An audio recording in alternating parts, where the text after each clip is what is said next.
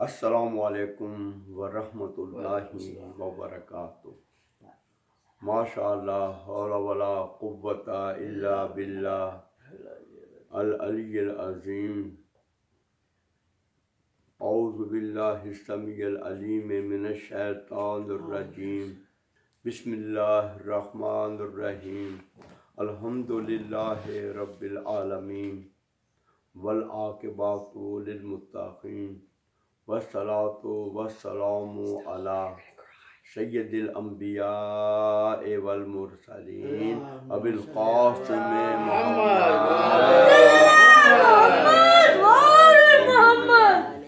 وآلہ الطیبین الطاہرین المعصومین، ولعنۃ اللہ علی اعدائہم اجمعین الی یوم الدین۔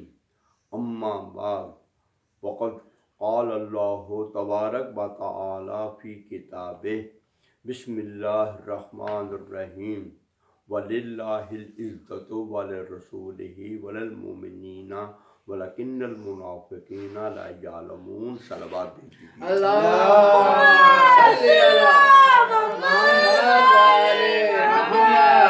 اللہ تعالیٰ جل شانہ نے ہمیں واضح کر دیا ہے کہ عزت اللہ کے لیے ہے، اس کے نمائندوں کے لیے ہے، رسول کے لیے ہے اور مومنین کے لیے ہے، لیکن منافقین اس بارے میں کوئی معلومات نہیں رکھتے، وہ نہیں جانتے۔ یہ اس قرآن پاک کی آیت کا جو ایک حصہ بیان کیا ہے، اس کا یہ سادہ سا ترجمہ ہے۔ عزت کے لیے جو کام کیے جاتے ہیں، میں آپ کو ایک آیت سے شروع کرتا ہوں۔ وہ یہ ہے کہ والدین کا احترام کیا جائے، تو یہ خدا کا احترام ہے۔ لوگوں سے اخلاق سے محبت سے پیش آیا جائے، یہ خدا کا فرمان ہے اور اس کا احترام ہے کہ ہم اس کی عزت اس طریقے سے کرتے ہیں۔ وَقُولُوا لِلنَّاسِ حُسْنًا کہہ کر اللہ تعالیٰ نے ہمیں پابند کر دیا ہے۔ اللہ تعالیٰ نے گالیوں سے ہمیں منع کیا ہے۔ اللہ تعالیٰ فرماتے ہیں کہ سب و ستم نہ کریں، یہ چیز بری ہے۔ رزق حلال کھائیں، یہ عزت کے کام ہے۔ ہم واجبات پر عمل کریں، خلاصہ محرمات سے پرہیز کریں۔ اور اللہ تعالیٰ نے خطا کاروں کے لیے نورانی راستے پر آنے کے لیے بارہا مرتبہ نصیحت کی ہے، پیغامات دیے ہیں۔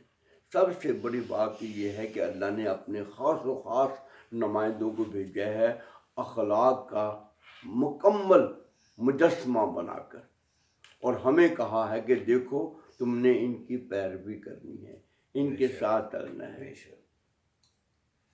فرعون، نمرود، شداد جیسے لوگوں کو خدا نے بارہا مرتبہ تلقین کی ہے، نصیحت کی ہے، سمجھایا ہے کہ اب بھی میرے بن جاؤ، اب بھی میرے بن جاؤ۔ میرے مقابلے میں کوئی نہیں ہے، میرے مقابلے میں میرے برابر کوئی نہیں ہے، میں ہوں سب سے بڑا، میں ہی ہر چیز کرنے والا ہوں۔ بس میرے سامنے خضوع و خشوع سے پیش آؤ، یہ تمہاری اپنی بلندی کا راز ہے، ورنہ میرا کوئی کچھ نہ کوئی بگاڑنے والا ہے، نہ کوئی بگاڑ سکتا ہے۔ میں نے تمہیں جو بنایا ہے نعمتیں، اپنی عظمتیں دکھانے کے لیے بنایا ہے۔ اور انہی میں سے اللہ تعالیٰ نے نمرود کو بہت سمجھایا ہے، بہت بتایا ہے، اور اپنے اچھے پیارے نمائندوں کو بھیج کر، جناب ابراہیم علیہ السلام کو بھیج کر، جو ابو الانبیاء ہیں، جو بنی اسرائیل کے سلسلے میں بھی اور محمد مصطفیٰ صلی اللہ علیہ وآلہ وسلم کے سلسلے میں، دونوں طرف سے آپ ابو الانبیاء کہلاتے ہیں۔ جناب ابراہیم نے جو کچھ بھی خدا کے لیے کر سکتے تھے کیا ہے، اور ان میں سے ایک یہ ہے کہ آپ نے اللہ کی محبت میں اس تکبر کرنے والے نمرود کے سامنے جلنا تو قبول کر لیا، لیکن خدا کی کبریائی کو آنچ تک نہیں آنے دی، اور نمرود کو بتایا دیکھ میرا خدا کیا کچھ ہے۔ نمرود اپنے کاموں میں جو اس نے ابراہیم کے بارے میں کیے وہ عاجز آ چکا تھا، اس کے باوجود اللہ تعالیٰ نے نمرود کو سمجھانے کے لیے انسانی شکل میں فرشتہ بھیجا۔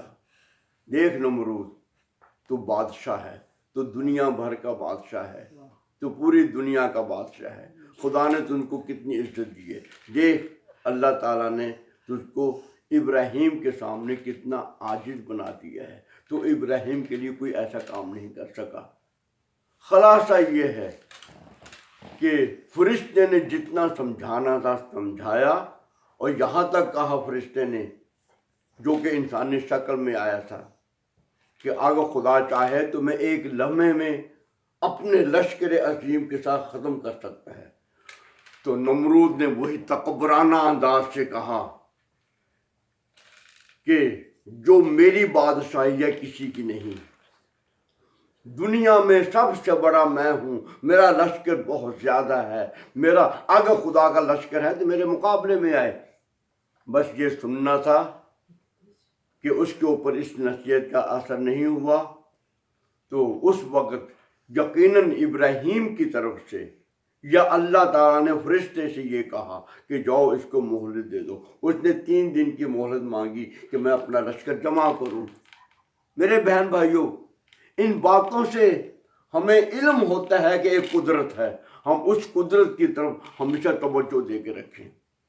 آخری کا لشکر جمع کیا گیا، 3 دن تک نمرود نے لشکر جمع کیا، اور ابراہیم علیہ السلام یکو تنہا اس کی محبت میں اس کے اوپر اعتماد کرتے ہوئے، وہ من یتوکل علی اللہ فہو حسبہ، جو اس پر اعتماد کرتا ہے تو خدا اس کے لیے کافی ہے۔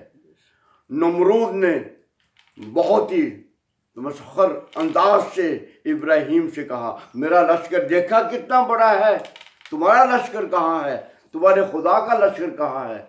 بس ابراہیم علیہ السلام نے بہت ہی وقار انداز سے کہا کہ تو اب بھی توبہ کر لے، اب بھی میرے خدا کے آگے اس طرح کی باتیں نہ کر۔ کہا کہ تو اپنا لشکر دکھا، تمہارا لشکر کہاں ہے، تیرے خدا کا لشکر کہاں ہے؟ جناب ابراہیم نے کہا وہ دیکھو خدا کا لشکر چلا آ رہا ہے۔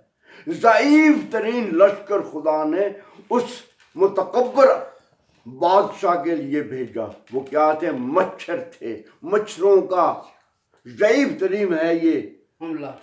انہیں ایسا حملہ کیا کہ پورا کا پورا لشکر راہ فرار کے علاوہ کچھ اور اس کے لیے چارہ نہیں تھا، سب بھاگ گئے۔ حتیٰ نمرود کو بھی اتنا حملہ کیا کہ نمرود بھی اپنے محل میں داخل ہو گیا۔ جب نمرود اپنے محل میں داخل ہوگا، مچھروں نے اس پر حملہ کر رکھا تھا، پھر اللہ نے چاہا کہ اس کو سمجھائے اب بھی توبہ کر لے، اب بھی وہ خدا کا بن جائے۔ میرے بھائیوں، تکبر فقط خدا کو زیوا ہے، ہم سب کے سب عاجز ہیں۔ نماز پڑھا کرو، رزق حلال کھاؤ، اس کے آگے تکبر نہ کرو، اس کو ہمیشہ یاد رکھو، اللہ کو ہمیشہ یاد رکھو۔ اللہ اکبر۔ اب پھر سمجھایا کہ دیکھا تیرا لشکر کس طرح راہ فرار بھاگ گیا ہے، ان معمولی ایک ضعیف سے لشکر کے آگے تو کچھ نہیں کر سکتا، اب بھی توبہ کر لے، اب بھی خدا کا بن جا، اب بھی اس کے سامنے سر جھکا دے۔ وہ زمین و آسمان کا بادشاہ ہے، وہ ہر چیز پر قدرت رکھنے والا ہے، لیکن نمرود نے سنی انسنی کر دی۔ بس اب خدا نے اس کو موقع نہیں دیا، مچھر نے اس کے نچلے ہونٹ کو کاٹا اور وہ اتنا پھولا سوج گیا کہ اس کا چہرہ نہ رہا۔ پھر بھی اسے موقع دیا، پھر دوسرے ہونٹ کو کاٹا، اس کا پورے ہونٹ سوج گئے۔ آخری کار وہ مچھر جب دیکھا کہ نمرود کے لیے کوئی اب ہے یعنی کہ وہ نہیں آ سکتا راستے پر، تو اس مچھر نے ناک کے ذریعے سے اس کے دماغ پر اپنا قبضہ کیا، اور جب وہ اس کو تکلیف ہی تکلیف ہونے لگی. اور یہاں پر ایک عبرت کا مقام ہے. تو اپنے آپ کو بڑا سمجھتا ہے، بڑا وہی ہے، بڑا وہی ہے. میں یہاں پہ ایک جملہ کہتا چلوں، کبھی کیوں نہیں سوچا کہ جو خدا کا سب سے بڑا، سب سے عزیز، سب سے محبوب محمد مصطفیٰ ہیں، وہ اپنے آپ کو عبد کہلاتے ہیں. عبداللہ، عبداللہ، میں اس کا بندہ ہوں. عبدہ و رسولہ، پہلے عبد کہا ہے بعد میں رسول. خلاص تھا اس بات کا. اب جو آنے والا تھا وہ کہتا تھا کہ تم مجھ سے کتنی محبت کرتا ہے. کہا کہ میں آپ کو سجدہ کرتا ہوں، پھر بھی اس کو سجدہ کیا جا رہا تھا. ایسے لوگ تھے ہیں کہ وہ نہیں سمجھ سکے. کہا کہ یہ جو میں نے روایات میں پڑھا ہے، اس نے ایک اتنا بڑا، اس سے بڑا ایک ضربہ بنا رکھا تھا چمڑے کا. کہا کہ اس کو میرے سر پر مارو. جب پر سر پر مارا جاتا تو وہ مچھر کچھ عرصے کے لیے رک جاتا، اس کو آرام ملتا. یہاں تک کہا گیا ہے کہ اس پر یہ اس طرح کے ضرب رکھتے رہے، اس کو وہ چمڑے کے ضرب سے مارتے رہے. اور جو سب سے زیادہ سخت انداز سے نمرود کو مارتا تھا، نمرود اس کو زیادہ محبوب سمجھتا تھا کہ یہ مجھ سے سب سے زیادہ محبت کرنے والا ہے. اسی طرح وہ چمڑے کا ضربہ کھا کھا کر، جس کو میں اپنی زبان میں کیا کہوں آپ سمجھ گئے، تو وہ ضربہ کھاتے کھاتے دنیا سے واصل ہو جاتا ہے. خدایا تجھ کو تیری عظمت کا واسطہ ہے، ہمیں تکبر سے محفوظ رکھنا، ہمیں محمد مصطفیٰ کے حقیقی خاصے لوگوں میں، ماننے والوں میں شامل فرما. خدایا دنیا میں سوائے تیرے علاوہ کوئی باقی نہیں رہنے والا، کسی کا جواب نہیں ہے. خدایا ہمیں دنیا میں جب تک زندہ ہیں اپنے بندوں میں شامل فرما. امت محمد کو اتحاد عطا فرما، دنیا داری سے محفوظ فرما، اور ہمارے آقا مولا امام زمان کا جل ظہور فرما. اور اس مجلس کا جو بھی انتظام کرنے والے ہیں، جو بھی کام کرنے والے ہیں، سب کی توفیقات میں اضافہ فرما. حاضرین کی تمام دعاؤں کو قبول و منظور فرما، اور ہمیں ہمیشہ اپنے لیے کام کرنے کی توفیق عطا فرما. ربنا تقبل منا انک انت السمیع العلیم برحمتک یا ارحم الراحمین. اللہم صلی علی محمد.